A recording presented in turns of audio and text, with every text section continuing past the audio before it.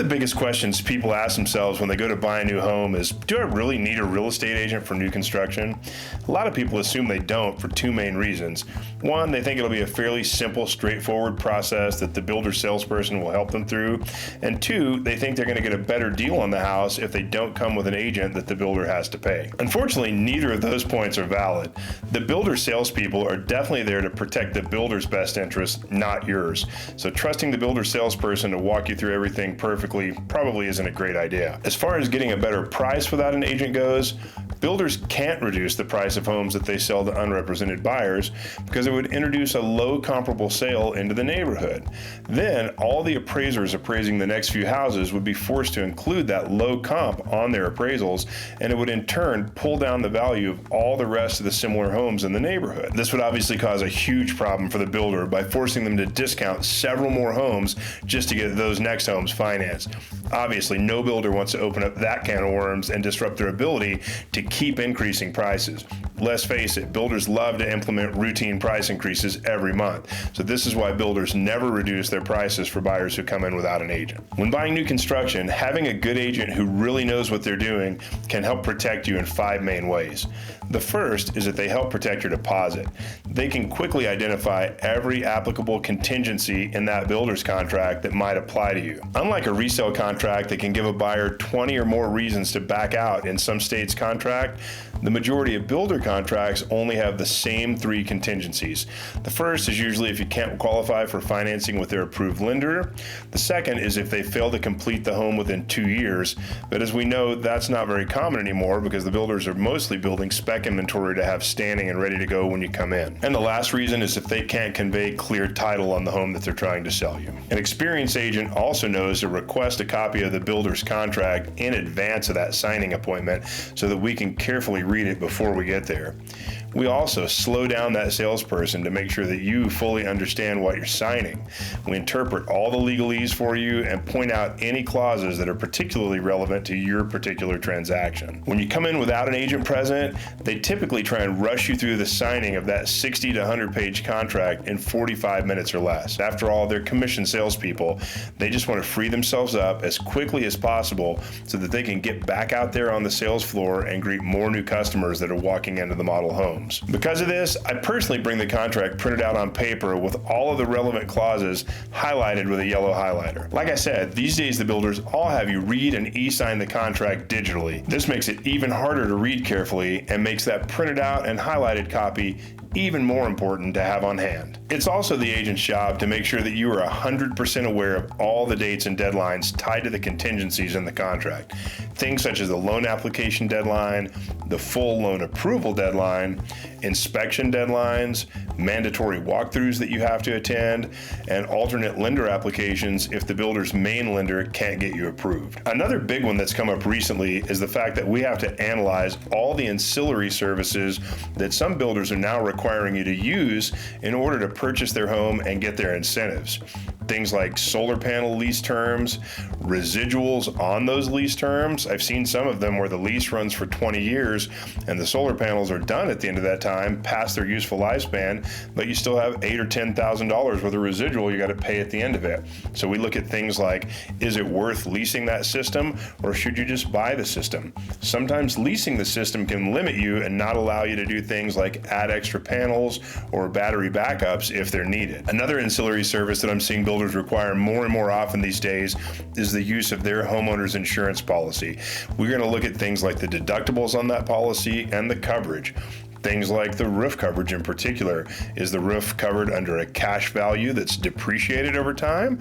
Or is it replaced with a replacement value so that they pay for the entire roof if it gets destroyed by a hailstorm? We're also going to look at things like the deductible and how it's calculated. Is it a percentage-based deductible or is it a flat dollar-based deductible? That's really important to know. One of the things that I've seen a lot of lately with some of these cheaper insurance policies is that they'll put a 2% deductible on the policy. 2% doesn't sound that much until you crunch the math out. Let's say a $700,000 house has a 2% deductible. That can be $14,000. Guess what? A new roof costs about $14,000. So a percentage-based deductible on a new home can actually be worthless, and it can mean that the insurance company actually never has to replace a roof after a hailstorm because the price of the replacement never exceeds a deductible. So we're going to look at things like that to make sure that those policies are worth taking, and make sure that if they're not good, we give you good alternatives that you can go take a look at to make sure that you're getting the best coverage for your new home. The next ancillary service we're going to look at is the mortgage, and we're also going to take a careful look at the incentive money that they give you to pay toward closing costs. I'm seeing builders do it two ways these days. A lot of the builders will offer on their advertisements a below market rate of say 4.99 or 5.25 to come in and buy their quick inventory homes. So we're going to look at things like that to make sure you completely understand exactly what it takes to get their incentivized rate and exactly what you can expect to bring to closing to get this deal done. The last thing we're going to look at is the builder's title company, the title policy that they're giving you, and the price of the closing services.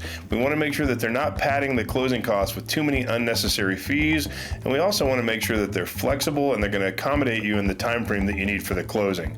Unfortunately, one of the things that I see with some of these builder title companies is that they are very, they've got a tendency to want to dictate to you the closing date. Unfortunately, if you tell them that closing doesn't work, they're going to tell you, sorry, this is all we have. You need to take it or leave it. Otherwise, you're going to face penalties as outlined in the contract. So you got to be really careful that you can work around any dates that title company gives you, because what I've seen in the past, builder title companies do tend to be pretty inflexible. Hey, once again, thanks for watching this far. Hopefully you're getting some useful information here. Stick around to the end of the video and I'll show you how to get an additional $3,000 in addition to any incentives that the builder's offering. The third thing that a good agent does when helping you buy a new house is to help you avoid buying a home that could be prone to any future structural or external problems.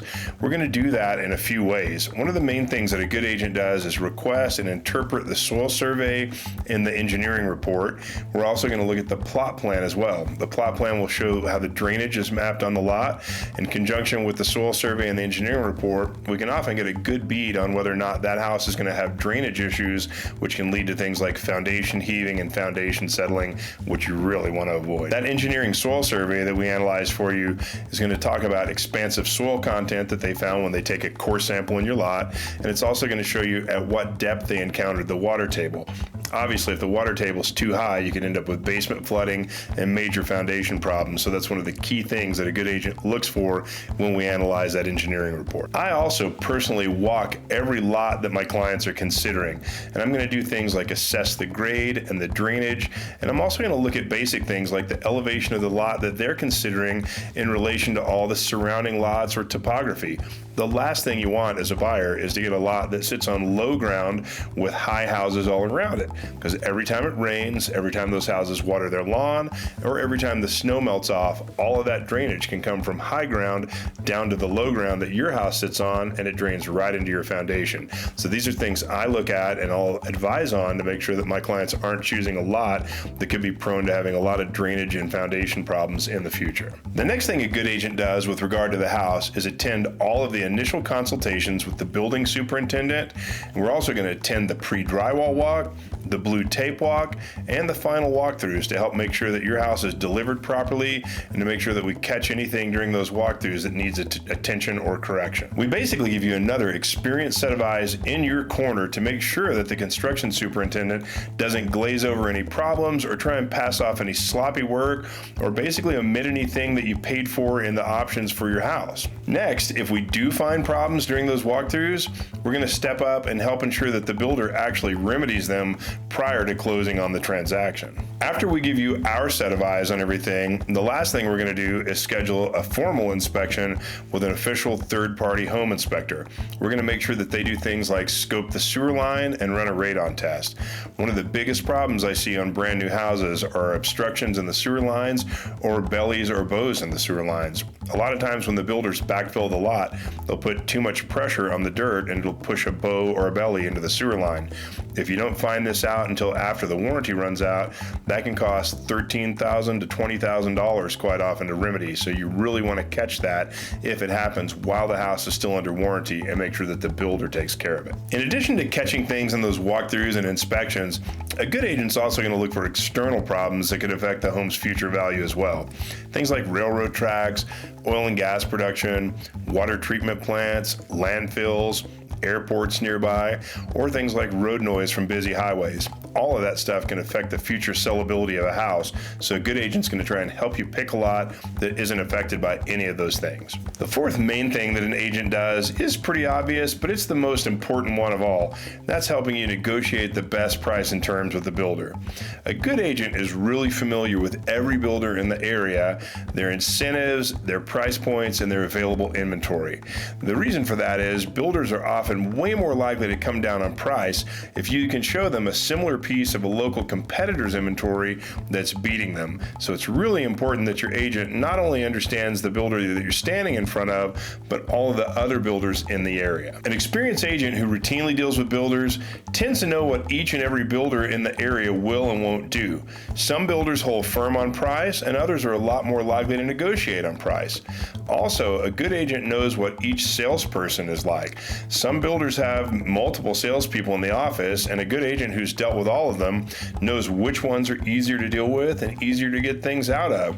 There are definitely some salespeople in certain offices that I will not bring my clients to see, and by the same token, there's some that I make a point to set my appointments with. I've learned over time and negotiating with a lot of the different ones, some of them are much easier to deal with and much easier to get things out of than others. So a good agent who knows which one to approach can put you ahead of the game majorly in that aspect. Another thing that experience has shown me is that new salespeople in those sales offices tend to be the most conservative and cautious. The seasoned pros in those offices already know what they can get away with offering in order to close a sale. The newbies don't want to get in trouble and lose their new job, so they play it safe. An experienced agent generally knows which salespeople are which in every sales office and make sure to set your appointment with one that's going to get you the best terms. The next one is huge. A busy agent who has strong relationships with the builder's salespeople can often get you access to things like unannounced lot releases, fallout homes, and former model homes that come up for sale. Let's face it, this business is like any other. The salespeople in those sales offices will scratch the back of the agents who scratch their back. I bring them a lot of clients. They're going to tell me first about stuff coming up before the public finds out about it. So you really want to try and hire an agent in your area that specializes in new construction and takes those salespeople in the model homes a lot of business, because that agent is going to get the inside info on the best deals. The fifth and final thing that a great agent does for you is ask the questions that you simply don't know to ask. Questions like, what's the expected completion time to complete the neighborhood amenities, like the pools, the clubhouses, the playgrounds, parks, soccer fields, tennis courts, etc. Questions like, what's the amount of the HOA dues and what do they cover? Questions like, what will the property tax rate be on homes in this neighborhood? Questions like, what are the solar leasing terms? What's the cash price to buy out the lease if I prefer to buy it rather than lease it? Questions like, what happens if your preferred lender can't get me approved? Does it increase the amount of money that I've got to put down on the house if I use an outside lender? Quite often it increases the amount of down payment dramatically, so you really need to know that. Also, if their in-house lender can't get you approved, you need to ask questions like, am I required to apply with a certain number of outside lenders before I can get my money back? And you want to ask things like, if you do give me my money back because I can't get approved with your lender, do you retain any of it? A lot of builders will retain a certain percentage of it or a fixed dollar amount of it, even though they do agree to give you the majority of it back. So you need to understand those amounts. The last question I see a lot of people fail to ask is, do structural options or design center choices increase the amount of deposit I've got to put down to contract the house? In a lot of cases, it absolutely does. The more money you spend at a design center, you've got to put some money down to cover that in the event that you fall out and they have to sell the house to someone else, and that house has odd or polarizing choices that they can't market easily to the next buyer. Hey, thanks for sticking around to the end of the video. If you found this video helpful, please hit that like and subscribe button to get more of my future content. Hey, I also promised to tell you how to get an additional $3,000 agent contribution from me. All you got to do, if you're here in Colorado, simply hire me as your agent and I'll contribute $3,000 of my commission towards your closing cost, appliance appliances, fences, landscaping, anything you want to use it for, assuming that the builder's lender allows it. Give me a call. I'd love to help you buy a house.